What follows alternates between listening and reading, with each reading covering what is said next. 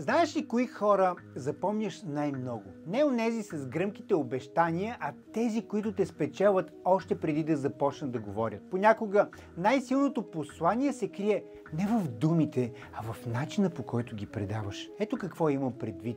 Комуникацията е много повече от това, което казваме. Тя е начинът, по който заставаме пред хората, енергията, която излъчваме и нашата увереност, която вдъхваме. Не дай да се лъжеш, че добре структурираната реч е най-важна за привличане и задържане на твоите клиенти. Да, всичко това се учи само и единствено с практика, но има и някои доказани техники, които могат да ти покажа. Ако и ти си страдал от тези свои заблуди и вече се чудиш какво да направиш, за да те забележат, то в нашия 3-дневен workshop от хоби до професионалист, квантов скок в бизнеса като терапевт, ще работим върху това да направим твоето присъствие наистина вдъхновяващо. Ако искаш да научиш повече, последвай.